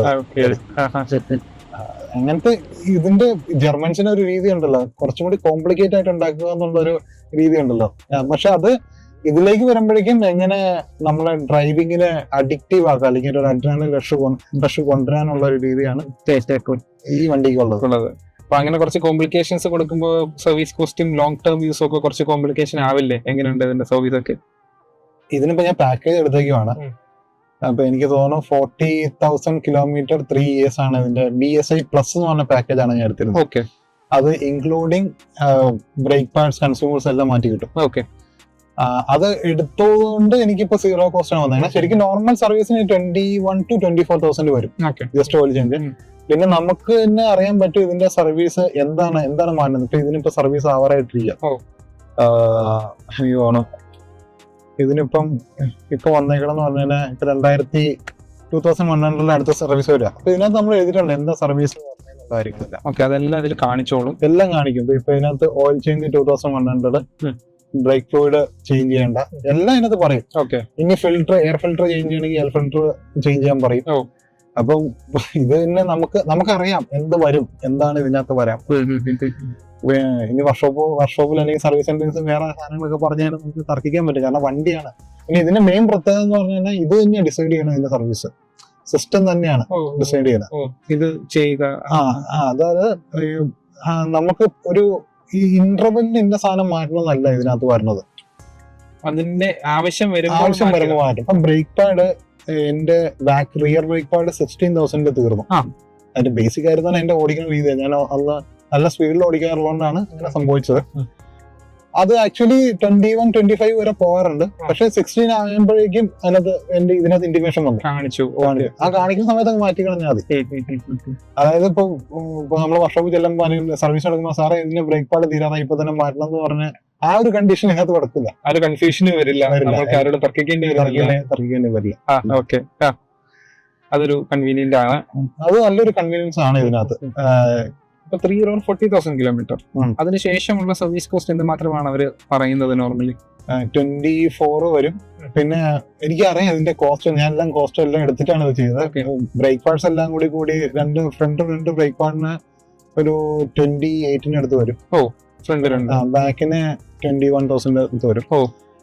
പിന്നെ വേറെ ടൈമിംഗ് ചെയിൻ അങ്ങനത്തെ കാര്യങ്ങളൊക്കെ വരുമ്പോ എനിക്ക് തോന്നുന്നു 1.2 അത്രയും വരുന്നു. പക്ഷെ അതൊക്കെ 1.2 ലാക്ക് കഴിഞ്ഞിട്ട് അത് മാറും. ഇതൊക്കെയാണ് പ്രശ്നങ്ങൾ വരുമ്പോൾ നമുക്ക് അപ്പൊ കാണാന്നുള്ള രീതിയാണ്. വാറന്റി ഉണ്ടല്ലോ, വാറന്റി എത്ര വർഷത്തേക്ക്? ഞാൻ 5 വർഷത്തേക്ക് എടുത്തിട്ടുണ്ട്. ഇതെല്ലാം ഇൻക്ലൂഡഡ് ആയിരുന്നു വണ്ടി ഇറങ്ങിയത് തന്നെ. ബേസിക് വാറന്റി എനിക്ക് 2 years ആയിരുന്നു, അവർ എക്സ്റ്റെൻഡ് ചെയ്ത് 3 years എനിക്ക് തന്നു ഓൺലി. ഓക്കെ, അത് കിട്ടിയിട്ടുണ്ട്. അപ്പം സർവീസ് എല്ലാം പ്രോപ്പർ അവിടെ തന്നെയാണ് കൊടുക്കുന്നത്, ബാംഗ്ലൂർ തന്നെ? അത് ബാംഗ്ലൂർ തന്നെ. അത് ആക്ച്വലി അതിന് സിട്രോണായിട്ട് ഒരു കണക്ടിവിറ്റി. സിട്രോണിന്റെ ബാംഗ്ലൂർ PPS എന്ന് പറഞ്ഞൊരു ആൾക്കാരുണ്ടായിരുന്നു, അവര് നിർത്തിയായിരുന്നു. അവിടെ ആ ആള് തന്നെയാണ് ഒരാളുണ്ട്, ആ ആള് തന്നെയാണ് ഇപ്പൊ BMW ആക്കുന്നത്. പുള്ളി തന്നെ വന്ന് വണ്ടി എടുത്തോണ്ട് പോകും, സർവീസ് ചെയ്ത് കൊണ്ടുതരും. അപ്പം അവരിപ്പോ ഇന്നാളെ സർവീസ് ചെയ്ത സമയത്ത് എനിക്ക് കുറെ കിറ്റ്സ് ഒക്കെ തന്നിട്ടുണ്ടായിരുന്നു, ഈ ഡീസൽ ഇഞ്ചക്ടർ ക്ലീനിങ്ങിന്റെ കുറെ സാധനങ്ങളൊക്കെ തന്നിട്ടുണ്ടായിരുന്നു. ഞാൻ യൂസ് ചെയ്തൊന്നുമില്ല, പുതിയ വണ്ടിക്ക് യൂസ് ചെയ്യേണ്ട ആവശ്യമില്ലാന്ന് വെച്ചാൽ ഞാൻ ബേസിക്കലി എന്റെ ഒരു കണക്ഷൻസ് വെച്ചിട്ടാണ് എല്ലാം ചെയ്യുന്ന സർവീസ് എല്ലാം. എടുക്കുന്നതാണെങ്കിൽ ഇത് കുഴപ്പമില്ല. ഓക്കെ, അപ്പം ഇതൊരു ഡീസൽ കാറാണ്. പെട്രോൾ കാസിലോട്ട് പോകണമെന്നൊരു ആഗ്രഹം തോന്നിയിട്ടില്ലായിരുന്നു? ഈ ഫ്യൂച്ചറിലുള്ള കാര്യങ്ങൾ കുറച്ച് കൺസേൺസുകൾ ഉണ്ടല്ലോ. ഞാനൊരു ഡീസൽ ഹെഡാണ്. ഞാൻ എന്റെ ഫ്രണ്ട്സുമായിട്ട് എപ്പോഴും തർക്കിക്കാറുള്ള ഒരൊറ്റ കാര്യത്തിലാണ് ഞാൻ ഡീസൽ അഡിക്റ്റീവ് ആയിട്ടുള്ള വ്യക്തിയാണ്. അതെന്താണ് ഡീസലിനോട്? അതിലേ അവൈലബിൾ ഉള്ളൂ. ഇത് അത് തന്നെ. ഹാരിയറും ഡീസൽ ആയിരുന്നിരിക്കുമല്ലോ. എന്താ പോളോയും ഡീസൽ ആയിരുന്നു, 1.5. അത് നമുക്ക് നമ്മള് കാല് കൊടുക്കുമ്പോ നമുക്ക് കിട്ടണ ആ ഒരു ടോർക്ക് ഉണ്ടല്ലോ, ആ ഒരു റഷ്, അതിനുവേണ്ടിയാണ് ആ ഡീസലിന്റെ ഒരു കാര്യമുള്ള. ഇപ്പൊ ഞാൻ പലപ്പോഴും പറയാറുണ്ട്, പോളോ വെച്ചിട്ട് ഒരുമാതിരിപ്പെട്ട എല്ലാ വണ്ടികളും നമുക്ക് പിടിക്കാൻ പറ്റും. പോളോ ആ 3rd ഗിയറിലിട്ട് ടർബോ ചാർജ് ആയി കഴിഞ്ഞ് കഴിഞ്ഞാൽ ആയിക്കോട്ടെ i20 N-Line വരെ ഞാൻ ഒരു സമയത്ത് പിടിച്ചിട്ടുണ്ട്. ബാംഗ്ലൂരിൽ നിന്ന് വരുമ്പോൾ നമുക്ക് ബാംഗ്ലൂരിൽ നിന്ന് വരുമ്പോൾ ഒരു ഹരാണ്, അതിലുള്ള ആൾക്കാരൊക്കെ വരും. ഡേഞ്ചറുമാണ് ഓഫ്കോഴ്സ്, അത് നമ്മൾ സേഫ്റ്റി ആയിട്ട് ഓടിക്കണം. എന്നാലും ഞാൻ പറയുകയാണ്, ഈ ഡീസൽ എഞ്ചിന് നമുക്കൊരു കാല് കൊടുക്കുമ്പോൾ കിട്ടുന്ന ഒരു പഞ്ചുണ്ട്. അതുമല്ല നമ്മൾ ആ ടർബോ ചാർജ് ചെയ്യുമ്പോൾ കിട്ടുന്ന എക്സ്ട്രാ പവർ വെച്ച് നോക്കുമ്പോൾ നമുക്ക് ആ ഒരു ഹരമാണ്. അതിപ്പോ എങ്ങനെ പറയണേന്ന് പറഞ്ഞാൽ അത് എന്റെ ഒരു ഫീലിംഗ് കിടക്കുന്ന ഉള്ളിൽ കിടക്കണ ഒരു കിടക്കണ ഒരു കാര്യങ്ങളാണ്. അല്ല, ഈ ലീനിയർ പവറിനോടൊപ്പം താല്പര്യം ഇല്ലേ പെട്രോളിന്റെ? ഇല്ല. അതായത് ഈ കഴിഞ്ഞ ദിവസം ഞാനൊരു ഓഡി Q3 ഓടിച്ചിട്ടുണ്ടായിരുന്നു. അത് പെട്രോൾ ആയിരുന്നല്ലോ. അതും ട്വിൻ ടർബോ ആണ് അതിന്റെ. പക്ഷെ അത് ഓടിച്ചിട്ടപ്പോ എനിക്ക് ഒരു ഫീലിംഗ് ഒന്നും തോന്നില്ല. എനിക്ക് സത്യം പറഞ്ഞാൽ എനിക്ക് ഇഷ്ടപ്പെട്ടില്ല അത്. ശരി. അതുകൊണ്ട് എനിക്ക് ലീനിയർ പവറിനോട് അത്ര പവർ വേണമെന്നല്ല, ടോർക്ക് വേണമെന്നല്ല. പക്ഷെ നമ്മൾ ഡീസൽ കിട്ടുമ്പോ ആ ഒരു എരമ്പലും അതിന്റെ നമ്മളൊരു റോറിങ് സൗണ്ടും എല്ലാം കിട്ടുന്ന ഫീല് വേറെ. എനിക്ക് ഒരു എഞ്ചിൻ മാത്രമാണ് അതിനകത്ത് കുറച്ചും കൂടി പെട്രോൾ ഇഷ്ടമുള്ളൂ. ഐവിടെക്കിന്റെ Honda City. Whenever that iVTEC valve open ചെയ്യുന്ന സമയത്ത് കിട്ടുന്ന ആ ഒരു സൗണ്ട് ഉള്ളു, അതെനിക്ക് ഇഷ്ടമാണ്. അത് കഴിഞ്ഞ് കഴിഞ്ഞാൽ പിന്നെ ഡീസൽ മാത്രമേ എനിക്ക് ഇഷ്ടമുള്ളൂ. ഓക്കെ, സോ നമുക്ക് ഇനി ചെറിയൊരു ഡ്രൈവ് ഒക്കെ പോയി ബാക്കി കാര്യങ്ങൾ സംസാരിച്ചാലോ? ശരി. ക്ലിയറൻസ് അത്ര മോശമില്ല ഇതിന് കുറച്ചും കൂടി നല്ല ക്ലിയറൻസ് ഉണ്ട്. മീൻസ് അങ്ങനെ അടിയൊന്നും തട്ടില്ല ഇതിന്റെ. ഓക്കെ, കമ്പാരിറ്റീവ്ലി ബെൻസും ബാക്കിയുള്ള വണ്ടി വെച്ച് നോക്കുമ്പോൾ ഇതിനങ്ങനെ അടി കിട്ടില്ല. അത് EVM-ല് ഞാൻ ടെസ്റ്റ് ഡ്രൈവ് എടുത്ത സമയത്ത് അത് EVM-ലല്ല പോയത്. ഞങ്ങളൊരു 4 പേര് എടുത്തിട്ട് നമ്മുടെ കുസാറ്റ് റൂട്ടില് ഉള്ള എല്ലാ ഹമ്പും ഞങ്ങള് നല്ല വണ്ണമുള്ള അടുത്ത് അടിച്ചിട്ടില്ല. അടുത്ത് അടിയിട്ടില്ല ആ ഹമ്പുകൾ. അത് 4 പേര് ഇടുന്ന പോയിട്ട് ഒരു ഹമ്പ് അടിച്ചിട്ടില്ല. ഇത് അങ്ങനെ അടി തട്ടില്ല. പക്ഷെ ചില ഹമ്പുകൾ നമ്മളെ നാട്ടിൽ ഉണ്ടാക്കി വെക്കുമല്ലോ, ഒരു ആർക്കും കയറി പോകാൻ പറ്റിയില്ല, അതൊക്കെ ഇതൊന്നും തട്ടും. പിന്നെ കിട്ടും. പിന്നെ ഇതിന് ഏറ്റവും വലിയ പ്രശ്നം എന്ന് പറഞ്ഞാൽ ഇത് കുറച്ച് പ്ലാൻ ചെയ്തേ കൊണ്ടുനടക്കാൻ പറ്റുള്ളൂ. അതെന്താണ് അങ്ങനെ? അതെന്താന്ന് പറഞ്ഞു കഴിഞ്ഞാൽ നമ്മളിപ്പോ പോകുമ്പോ എവിടെ പോയാലും റോഡൊക്കെ നല്ലതാണെന്നൊക്കെ നോക്കിട്ടോ. 2 പ്രശ്നമാണ്. ഒന്ന്, ടയറിന് ലോ പ്രൊഫൈൽ ഉണ്ട്. ടയർ നമ്മൾ ഇത്തിരി സ്പീഡിലൊക്കെ ഒന്ന് ആണെങ്കിൽ ടയറിന് അലോയിലേക്ക് അടി വരും, ടയർ പൊട്ടാൻ സാധ്യതയുണ്ട്. അത് ഭയങ്കര പ്രശ്നമാണ് ഈ കാറിന്. ഗ്രൗണ്ട് ക്ലിയറൻസ് അല്ല പ്രശ്നം, ടയറിന്റെ പ്രൊഫൈലാണ് പ്രൊഫൈലാണ്. പിന്നെ രണ്ടാമത്തെ പ്രശ്നം തന്നെ ഓഫ് കോഴ്സ് ഈ താന്നിരിക്കുന്ന വണ്ടി ആയതുകൊണ്ട് നമ്മുടെ നാട്ടില് മഴയായതുകൊണ്ട് എവിടെ ഇങ്ങനെ. ഇപ്പൊ ഞാൻ ബാംഗ്ലൂരാണ് ഓടിക്കുന്നത്. ബാംഗ്ലൂർ ഒരു അരമണിക്കൂർ വെള്ളം മഴ നന്നായിട്ട് പോയി കഴിഞ്ഞാൽ റോഡില് വെള്ളം എത്തും. അതൊരു പ്രശ്നമാണ്. അപ്പൊ ഈ വണ്ടി വന്ന പിന്നെ ഞാൻ ട്രാവലിംഗ് റോഡെല്ലാം ഒന്ന് പ്ലാൻ ചെയ്ത് തുടങ്ങി. മറ്റേതാണെങ്കിൽ വണ്ടി എടുത്തൊരു പോക്ക് പോകുമായിരുന്നു. അപ്പൊ വെള്ളം കയറി കിടക്കുമ്പോൾ എങ്ങനെ അറിയും അവിടെ ചെറിയ കുഴി? അതുപോലെ സ്ലോയിൽ എടുത്തോണ്ട് പോകണം അല്ലേ? ഇന്നാളെ ഞാൻ കഴിഞ്ഞ 2 മാസം മുമ്പ് ഞാനൊരു മൂകാംബി യാത്ര പോയിട്ടുണ്ടായിരുന്നു. അതായത് ബാംഗ്ലൂരിന്ന് നേരെ നമ്മുടെ ഷിമോഗ കൂടി പോണ വഴി. ഷിമോഗ ചെന്നിട്ട്, അതായത് ചിത്രദുർഗന്ന് ഷിമോഗ പോണ വഴിയിൽ നമ്മള് ഗൂഗിൾ മാപ്പ് കൊണ്ടുപോകും. ഒരു വഴി പൊളിച്ചിട്ടുണ്ടായിരുന്നു. അത് വെച്ചങ്ങ് പൊക്കോണ്ടിരുന്നു. കുറച്ച് കഴിയുമ്പോ ഒരു നേരെ വെള്ളം. നമ്മള് റിവേഴ്സ് എടുക്കാനും പറ്റില്ല, ഫ്രണ്ടിലേക്ക് എടുക്കാനും പറ്റില്ല. അവസാനം അവിടെ ഫ്രണ്ടിലുള്ള ഒരു വണ്ടിക്കാരൻ മറ്റേ നമ്മളുടെ ഒരു മാരുതിയിലെ മാരുതി സെന്ന വേണോ, അദ്ദേഹം പറഞ്ഞു നേരെ പൊക്കോളം പറഞ്ഞു. എന്നിട്ട് ഞാൻ എടുത്തില്ല, എന്നിട്ട് തിരിച്ചെടുത്തോണ്ട് പോരുക. അത് പോയിട്ട് പോലും അത് അതിന് പോകാൻ പറ്റും. പക്ഷെ ഇതിന് വഴി നിന്ന് പോകാൻ സാധ്യതയുണ്ട്. കാരണം ഇതിന്റെ ഒന്നത് ഇൻടേക്ക് പൈപ്പ് ഇത്തിരി താത്തി വെച്ചാണ്. ഇത്രയും വലിയ എഞ്ചിൻ അതിന്റെ ബ്രീത്തിങ് കൂടുതലായിരിക്കും. അപ്പൊ എങ്ങനെ വെള്ളം കയറി പിടിച്ചു കഴിഞ്ഞാൽ പിന്നെ വലിച്ചു കഴിഞ്ഞാൽ തീർന്നു. ആ ഒരു റിസ്ക് എടുക്കാനുള്ള ബുദ്ധിമുട്ട്, അത് ഭയങ്കര ഒരു പ്രോബ്ലം ആണ്. ഇതൊരു പ്രൈമറി വെഹിക്കിൾ ആയിട്ട് കൊണ്ടു നടക്കുമ്പോ ഇത് ഇത്തിരി പാടാണ്. ഈ വണ്ടി നമ്മൾ പ്ലാൻ ചെയ്ത് പോകണോ? പ്ലാൻ കൊടുത്തോ? ഇത് വേണേ സ്പോർട്സ് ആക്കണോ? സ്പോർട്സ് മോഡിൽ ജസ്റ്റ് ഒന്ന് ഇട്ടേക്കാം. 2 സ്പോർട്സ് ഉണ്ട് ആക്ച്വലി. ഗിയറിൽ ഒരു സ്പോർട്സ് ഉണ്ട്. Sports plus. ഓക്കെ,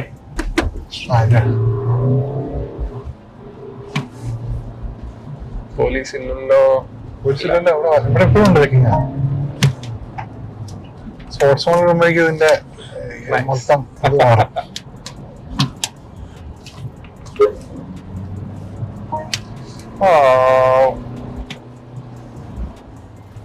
ഭയങ്കര കോൺഫിഡന്റ് ആയിരുന്നല്ലേ? ഭയങ്കര കോൺഫിഡൻസ് ആയി. ഇത് എടുത്തിട്ട് ഞാനും എന്റെ ഒരു ഫ്രണ്ടും കൂടി ഗ്യാപ്പ് റോഡിൽ പോയതാ.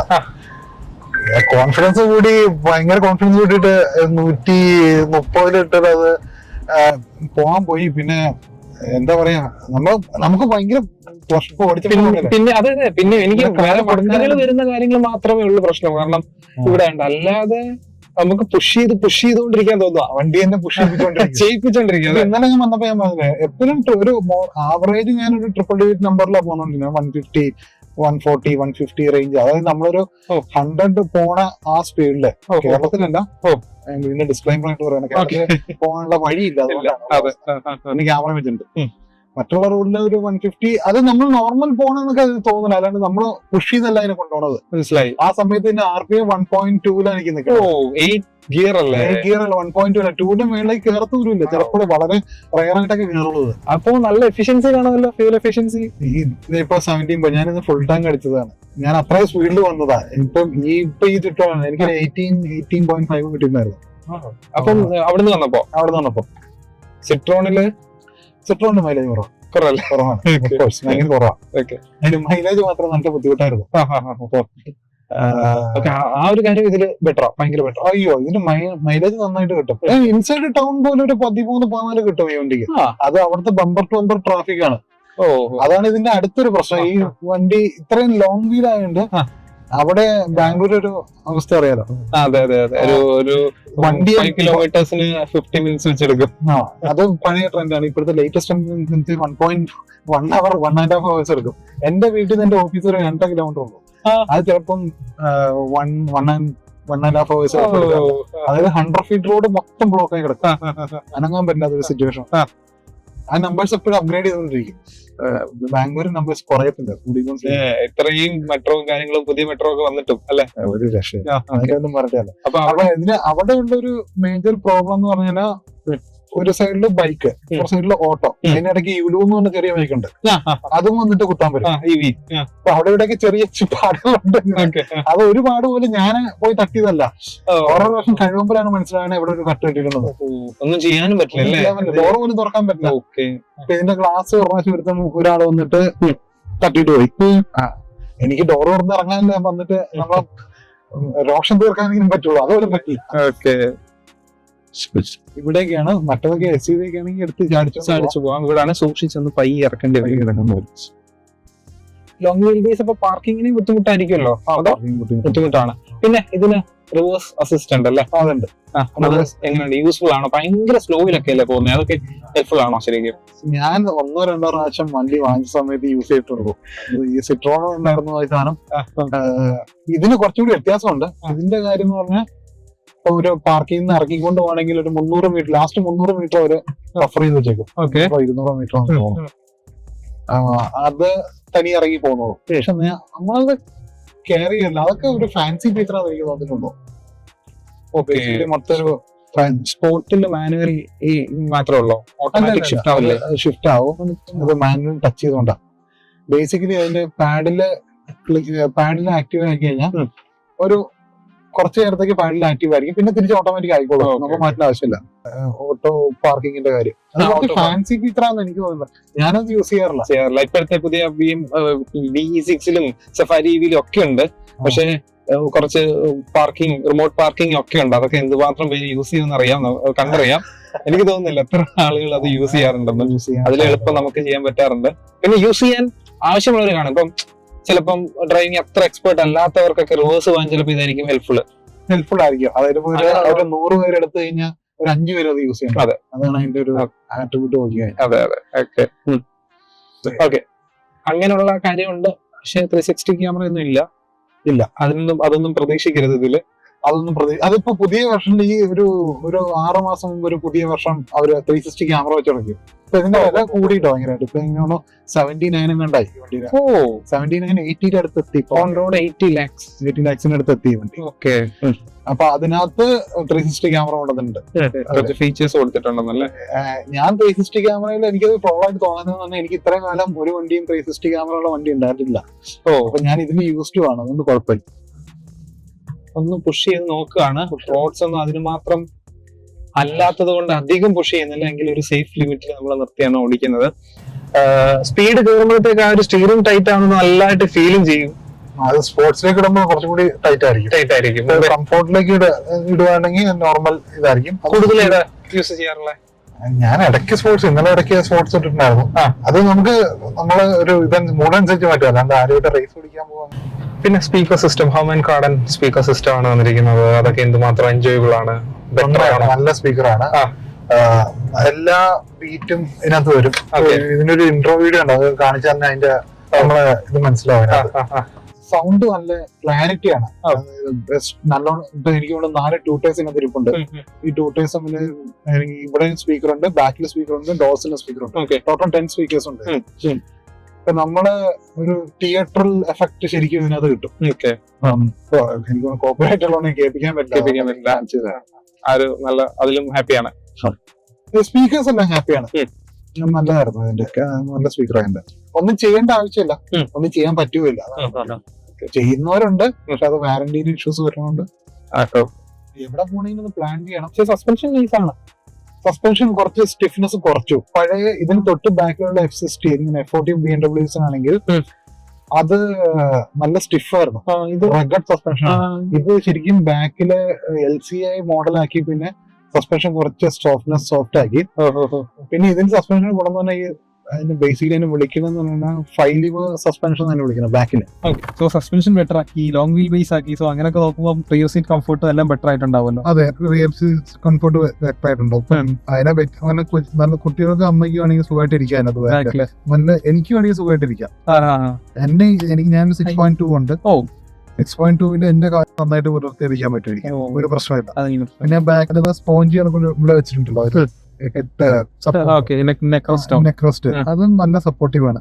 പിന്നെ മേജർ അഡ്വാൻറ്റേജ് എന്ന് പറഞ്ഞാൽ ഇതിന്റെ ഈ AC ഇവിടെ തന്നെ AC നമുക്ക് കൺട്രോൾ ചെയ്യും. 3 സോൺ AC ആണ്. 3 സോൺ ആണ്. 3 സോൺ ആണ്. 5 സീരീസ് കൺട്രോൾ ചെയ്യാം. 4 സോൺ ആവും, ഇതിന് 3 സോൺ ആവുള്ളൂ. 3 സോൺ മതി. അതാണ്. അപ്പൊ ഇതിന്റെ ബാക്ക് സീറ്റ് നല്ല കംഫോർട്ടാണ്. നമുക്ക് യാത്ര ചെയ്യാൻ എത്ര യാത്ര ചെയ്താലും നല്ല സുഖമാണ്.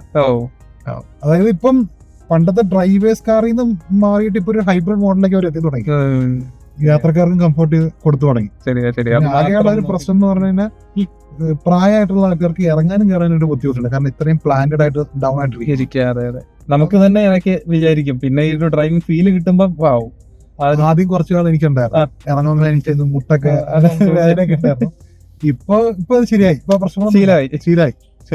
നമ്മുടെ ബോഡി വണ്ടിയുമായിട്ട് അങ്ങ് സിങ്ക് ആയി അല്ലേ? കാരണം കുറെ കാലം SUV-കളായിരുന്നു കൊണ്ടുപോയി. SUV അല്ല, സ്യൂഡോ SUVs ആയിരുന്നു. അതിന് ഇതിലേക്ക് വന്നപ്പോ അതിന് ബുദ്ധിമുട്ടായിരുന്നു ഇനീഷ്യൽ ഡേയ്സിൽ. പിന്നെ 3 സീരീസ് എന്ന് കേൾക്കുമ്പോഴേ ആളുകൾക്ക് അഫോർഡബിൾ ആയിട്ടുള്ള ഒരു എൻട്രി ലെവൽ ഒരു പ്രീമിയം കാർ അല്ലെങ്കിൽ ഒരു പെർഫോമൻസ് കാർ അല്ലെങ്കിൽ ഒരു പ്രീമിയം ബ്രാൻഡിന്റെ വണ്ടി എന്ന് പറയും. അഫോർഡബിൾ ആണോ ശരിക്കും? അഫോർഡബിൾ ആണോ എന്ന് വെച്ച് കഴിഞ്ഞാൽ അഫോർഡബിൾ അല്ല എന്ന് പറയും വേണമെങ്കിൽ ഒരു പരിധി വരെ. കാരണം നമ്മൾ കൊണ്ടു നടക്കുന്ന രീതി അനുസരിച്ചിരിക്കും. അല്ലെങ്കിൽ നമ്മളെ ഇപ്പം BMW ഒരു ഗുണം എന്നാന്ന് പറഞ്ഞാൽ BMW ഒത്തിരി ആഫ്റ്റർ മാർക്കറ്റ് പാർട്സ് കിട്ടും. OEM അല്ലാത്ത പാർട്സുകൾ ഇഷ്ടം. മെർസിഡീസ് പോലെ അല്ല, മെർസിഡീസ് പോലെ അത്രയും പ്രശ്നങ്ങളില്ല. അപ്പം ഇതിന്റെ ബ്രേക്ക് പാഡ് ആണെങ്കിലും മറ്റേ ഡിസ്ക് ആണെങ്കിലും എല്ലാ സാധനങ്ങളും നമുക്ക് പുറത്തുനിന്ന് വേറെ സാധനം കിട്ടും. വാറന്റി കഴിഞ്ഞാൽ നമുക്ക് കൊണ്ടു നടക്കാൻ പറ്റും. അത്രയും പ്രശ്നമില്ല ഈ വണ്ടി. ഇപ്പൊ അതുകൊണ്ട് ഇപ്പം നമ്മളുടെ ഈ ഗുജറാത്തിൽ നിന്നും അവിടെ നിന്നൊക്കെ അല്ലെങ്കിൽ ഡൽഹിയിൽ നിന്നൊക്കെ ഇഷ്ടംമാതിരി വണ്ടി വന്നിട്ട് ഇവിടെയും EVM അതിന് ചെയ്തു കൊടുക്കുന്നുണ്ട് അതിന്റെ സർവീസ്. അത് ശരി. പക്ഷെ അത് ആഫ്റ്റർ മാർക്കറ്റ് ഇട്ട് ചെയ്ത് കൊടുക്കുന്നുണ്ട്. പിന്നെ ഒത്തിരി ആൾക്കാർ അത് കൊടുക്കുന്നുണ്ട്. അപ്പം എല്ലാ ആൾക്കാരും ഒരു ആഗ്രഹമാണ് ജർമ്മനിലേക്ക്. ജർമ്മൻ ഒരു ഫാന്റസി എല്ലാവർക്കും ഉണ്ടാവുമല്ലോ. ഇത് അഫോർഡബിൾ ആണോന്ന് വെച്ചാൽ നമ്മൾ അഫോർഡബിലിറ്റി തിങ്ക് ചെയ്തിട്ട് കാര്യമില്ല. എന്റെ ഒരു ഭാഗത്ത് പറയുകയാണെങ്കിൽ എനിക്ക് ഈ വണ്ടി എടുക്കണേക്കാളും നല്ലൊരു ഫോർച്യൂണർ എടുക്കാൻ ഹാപ്പിയാണ്. എന്റെ ലൈഫ് ഹാപ്പിയാണ്. എല്ലാ കാര്യങ്ങളും ഈ പറഞ്ഞ കോംപ്രമൈസുകൾ ഒന്നും വേണ്ട. കയറാൻ ഇറങ്ങാനുള്ള ബുദ്ധിമുട്ടില്ല, കുഴി ചാടുന്ന പേടിക്കണ്ട, ഗ്രൗണ്ട് ക്ലിയറൻസ് പേടിക്കണ്ട, ഒന്നുമില്ല. പക്ഷെ നമ്മളെ ലൈഫിലെ ഒരു ഗോൾ വേണമല്ലോ. ഇതിന് നമുക്ക് എന്താണ് വേണ്ടത്? നമ്മൾ ചെറുപ്പത്തിലോട്ട് ആഗ്രഹിച്ച കാര്യങ്ങളുണ്ടല്ലോ. നമ്മളൊക്കെ ഒരു 90s വന്നേക്കുന്ന ആൾക്കാരല്ലേ.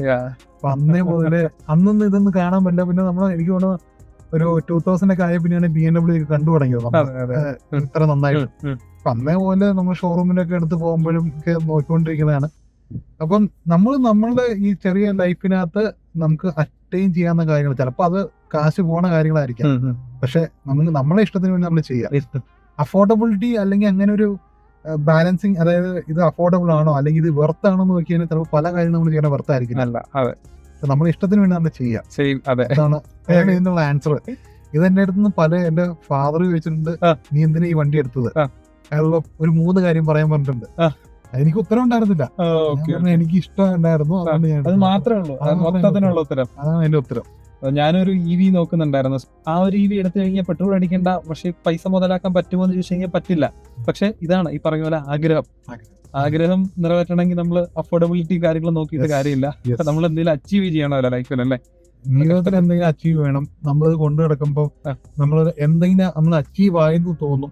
അത് നമ്മളുടെ ഇഷ്ടമാണ്. ചിലപ്പോൾ നമ്മളുടെ വേറൊരാൾക്ക് അവർക്കൊരു ഒരേക്കർ ഭൂമി ആയിരിക്കണമെങ്കിൽ അവർക്ക് ഗോള്. ചിലപ്പോൾ അവരുടെ അടുത്ത് നമ്മൾ ചോദിച്ചു കഴിഞ്ഞാൽ നിനക്ക് തന്നെ വല്ല ആവശ്യമുണ്ടോ ഈ വണ്ടി എടുക്കേണ്ടത്? ഈ ഭൂമിയിൽ ഇൻവെസ്റ്റ് നിനക്ക് അല്ലെങ്കിൽ ഷെയർ മാർക്കറ്റ് ഡീൽ ചെയ്യുന്നിടത്ത് ചോദിച്ചു കഴിഞ്ഞാൽ അവർ പറയും സ്റ്റോക്കിൽ ഇൻവെസ്റ്റ് ചെയ്യാൻ. അതൊക്കെ പറയാം. ഈ പൈസ മ്യൂച്വൽ ഫണ്ടിൽ ഇട്ടിട്ട് വേറൊരു വണ്ടി എടുത്തായിരുന്നേ ബാക്കി പൈസ കൊണ്ട് നമുക്ക് വേറൊരു വണ്ടി എടുക്കായിരുന്നല്ലോ എന്ന് പറയും. ബെസ്റ്റ് പരിപാടി എന്ന് പറഞ്ഞു കഴിഞ്ഞാൽ ഞാനിപ്പോ എന്റെ ഒരു ഫ്രണ്ടിന്റെ പേര് പറയാറുണ്ട്. പുള്ളിയും ഒരു ഭയങ്കര എന്തൂസിയാസ്റ്റിക് ആയിട്ടുള്ള വ്യക്തി. ഓക്കെ. ഞാനും അതേ പുള്ളി ആയിട്ട് സംസാരിക്കുമ്പോൾ വണ്ടിനെ കുറിച്ച് സംസാരിക്കാറുള്ളൂ. അതുകൊണ്ട് അവനോട് ഞാൻ ചോദിക്കാറുള്ളൂ, അവൻ എന്നോട് ചോദിക്കാറുള്ളൂ. അപ്പൊ അങ്ങനെ പിന്നെ നമ്മൾ വേറെ അടുത്ത് ചോദിക്കാൻ പോയി കഴിഞ്ഞാൽ ശരിയാവില്ല. ഓക്കെ. സോ അങ്ങനെ ഒരു 3 Series യൂസ് ചെയ്ത് ഹാപ്പി ആയിട്ട് നടക്കുന്നു. ഹാപ്പിയാണ്. അടുത്ത ഒരു നെക്സ്റ്റ് ഡ്രീം കാർ ഏതായിരിക്കും? കുറച്ച് വർഷങ്ങൾക്ക് ശേഷം അപ്ഗ്രേഡ് ചെയ്യണമെന്ന് ആഗ്രഹമുള്ള ഒരു വണ്ടി ഏതായിരിക്കും ഇപ്പോഴത്തെ മാർക്കറ്റ് വെച്ച്? ഇപ്പോഴത്തെ മാർക്കറ്റ് വെച്ച് എന്റെ ഏറ്റവും വലിയ ആഗ്രഹം എന്ന് പറഞ്ഞാൽ G-Wagon എടുക്കുവാനാണ്. പക്ഷെ അത് എനിക്കറിയില്ല എത്രത്തോളം പറ്റുന്നു. പക്ഷെ എടുക്കണം, നടക്കും. അതൊക്കെ അതാണ് നമ്മളൊരു ആഗ്രഹം. ഗോള് വെച്ചാൽ മതി, ഗോള് സെറ്റ് ചെയ്ത് വെച്ചാൽ. അല്ലാണ്ട് വേറെ വണ്ടികള് അങ്ങനെ ഇന്റർനെറ്റിലുള്ള വണ്ടികൾ ഇഷ്ടമാതിരി ആഗ്രഹമുണ്ട്. പക്ഷെ G-Wagon ആണ് എനിക്ക് പണ്ടേ വിട്ടൊരു ഇതുപോലെ തന്നെ ഒരു ഫാന്റസി ആയിട്ടുള്ള വണ്ടിയാണ്. ഡിഫൻഡറിനോട് അത്ര അങ്ങനെ എനിക്ക് പഴയ ഡിഫൻഡർ ഇഷ്ടമാണ്. എനിക്ക് പുതിയ ഡിഫൻഡർ വന്നപ്പോഴേക്കും എനിക്ക് ആ ഒരു ഫാക്ടർ അങ്ങ് മാറി. എനിക്ക് ഭയങ്കര ക്ലംസി ആണ്, ഫാൻസി ഡിസൈനോട് അല്ലാതെ കുറച്ച് റെട്രോ ആയിട്ട് ഇപ്പം പഴയ പാട്രോള്, പഴയ ലാൻഡ് ക്രൂയിസർ, ഇതൊക്കെ എനിക്ക് ഭയങ്കര ഇഷ്ടമാണ്. ഇപ്പോഴും ലാൻഡ് ക്രൂയിസർ ദുബായിൽ ഇപ്പോഴും വിൽക്കുന്നുണ്ട്. പഴയ മോഡൽ ലാൻഡ് ക്രൂയിസർ ഇപ്പോഴും കൊടുക്കുന്നുണ്ട്. അത് കാണാനൊരു വ്യത്യാസമുണ്ട്. പുതിയ ലാൻഡ് ക്രൂയിസർ ഉണ്ടെങ്കിലൊക്കെ എനിക്ക് ഇഷ്ടമല്ല. അകത്ത് കയറിയാൽ ഇവിടെ ഫുൾ പ്ലെയിൻ ആയിട്ടിരിക്കും, നല്ല ടച്ച് സ്ക്രീൻസ് മാത്രം, അങ്ങനെയുള്ള കുറെ കാര്യങ്ങൾ. ഓക്കെ. സോ അതൊക്കെയായിരുന്നു നമുക്ക് ഒരു 3 Series എക്സ്പീരിയൻസ് ചോദിക്കാനുള്ളത്. നമ്മൾ അത്യാവശ്യം കുറേ കാര്യങ്ങളെല്ലാം ചോദിച്ചു പറഞ്ഞ് സംസാരിച്ചിട്ടുണ്ട്. നിങ്ങൾക്ക് ഇതിൽ കൂടുതൽ എന്തെങ്കിലും ഇറങ്ങി നിങ്ങളുടെ താഴെ കമൻറ്റ് സെക്ഷനിൽ രേഖപ്പെടുത്തുക. അതുപോലെ നിങ്ങൾക്ക് താല്പര്യമുള്ള യൂസർ എക്സ്പീരിയൻസ് ചെയ്യാനുള്ള വണ്ടികളിലും താഴെ കമൻറ്റ് സെക്ഷനിൽ രേഖപ്പെടുത്തുക. നമ്മുടെ ചാനൽ സബ്സ്ക്രൈബ് ചെയ്യാനായിട്ട് മറക്കരുത്. ഇപ്പോൾ തന്നെ സബ്സ്ക്രൈബ് ചെയ്തേക്കുക. അപ്പോൾ thank you so much bro. Thank you. വളരെ നന്ദി നല്ലൊരു എക്സ്പീരിയൻസ് ഷെയർ ചെയ്തതിൽ. അപ്പം മഴയത്തും എടുക്കാവുന്നതിൽ അതെ, കുറച്ച് സ്ട്രഗിൾ ആണ് മഴയത്ത് ഇപ്പോഴത്തെ ഷൂട്ടിംഗ് ഒക്കെ. മഴ മാറി ഷൂട്ടിംഗ് കഴിഞ്ഞ് മഴ മാറി, സ്ഥിരം പരിപാടിയാണ്. അപ്പം പുതിയ വീഡിയോ ആയിട്ട് നമ്മൾ വീണ്ടും വരുന്നതായിരിക്കും. അതുവരേക്കും ഗുഡ് ബൈ.